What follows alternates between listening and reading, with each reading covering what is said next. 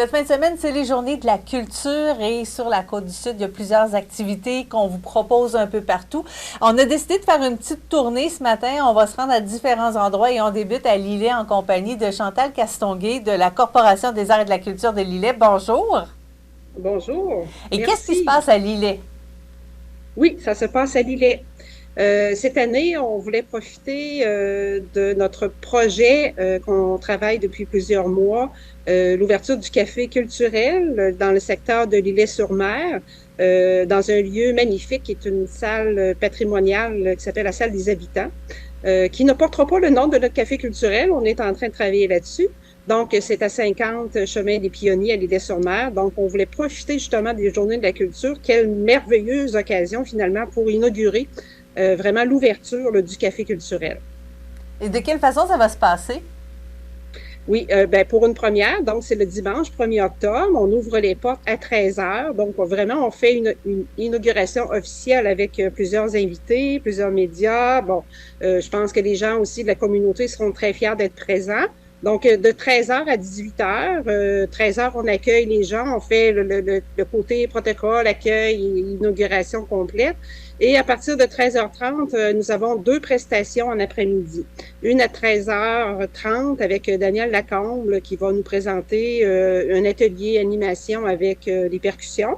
Donc, c'est une invitation particulièrement pour les plus petits, mais c'est une activité en même temps qui se veut familiale. Donc, les parents, les grands-parents, les mononcles, les matantes des enfants, bref, ça sera vraiment une belle rencontre de tous les âges.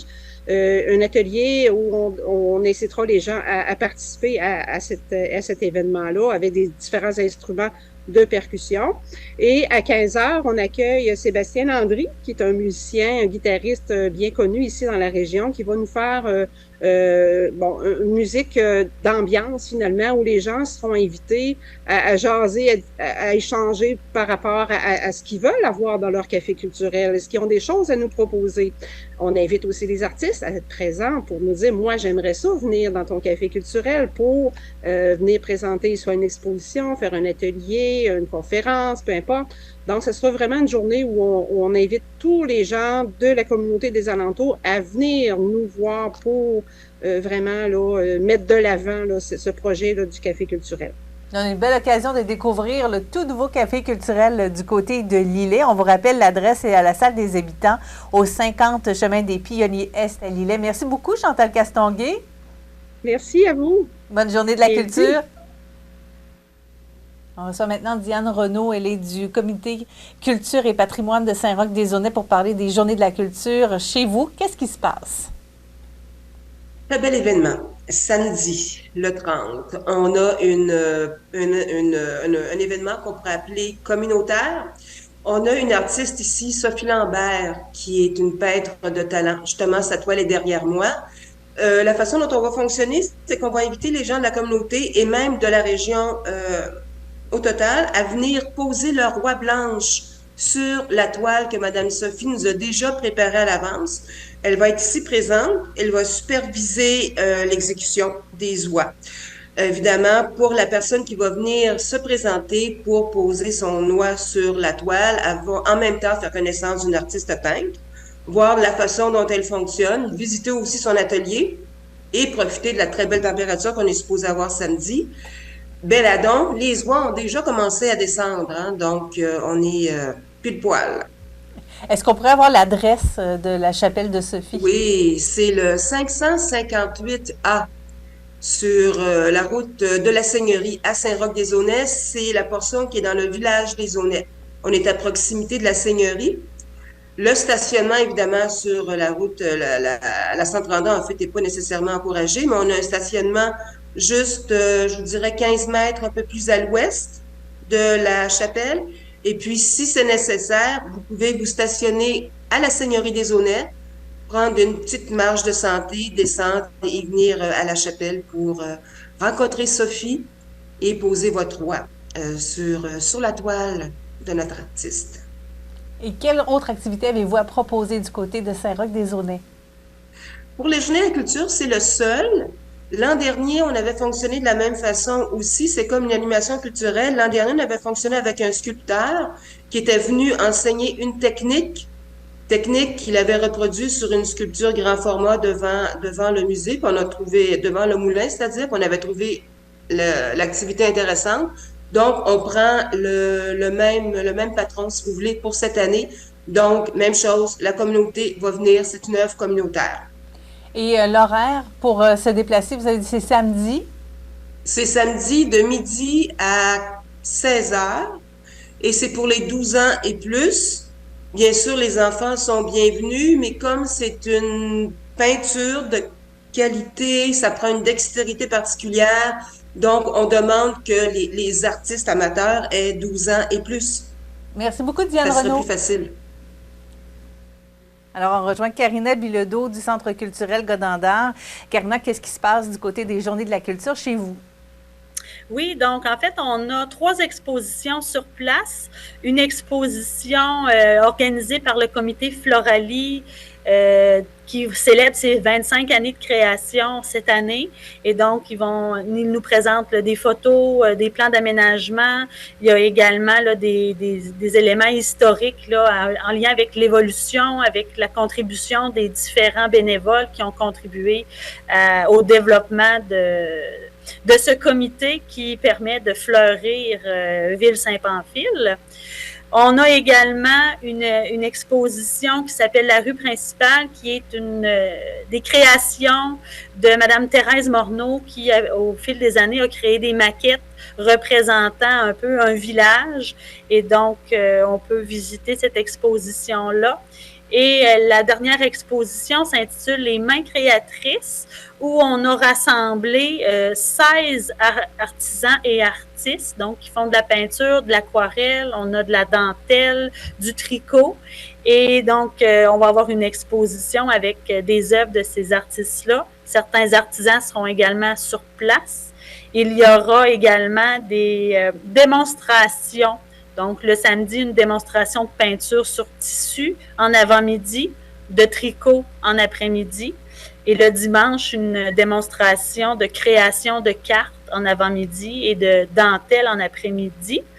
Et la dernière activité qui va se dérouler aussi pendant toute la fin de semaine, c'est la création d'une œuvre collective qui s'intitule L'arbre de la communauté, empreinte de la fraternité, où on va inviter là, chaque visiteur à laisser l'empreinte de sa main sur un arbre géant. Donc, on choisit sa couleur et on va mettre son empreinte chez vous, du côté de Saint-Pamphile, voilà, au Centre culturel Godendard. Pour ceux et celles qui veulent s'y déplacer, c'est samedi et dimanche, les activités, c'est de 10h à 16h. Il y a la création collective là, qui termine un petit peu plus tôt, aux alentours de 15h30. Merci beaucoup, Karina Bilodeau. Bien, merci beaucoup. On vous souhaite bienvenue à toute la population. Oui, absolument. Et on vous souhaite de belles journées de la culture. Merci. Du côté de Saint-Jean-Port-Joli, on rejoint Georgia Volpe. Elle va nous parler du parcours dislocation. Qu'est-ce que c'est exactement? Bon, mais dislocation, comme le nom même dit, c'est l'idée de disloquer, de déplacer une chose à l'autre, d'une place à l'autre. Location, c'est parce que carrément, je vais me placer dans le territoire, dans le paysage et dans des endroits un peu inconnus, qui sont pas vus, pas connus. Et donc, je déplace le patrimoine, en fait. Je retire d'une place et je mets à l'autre. Donc, il y a l'idée de déplacer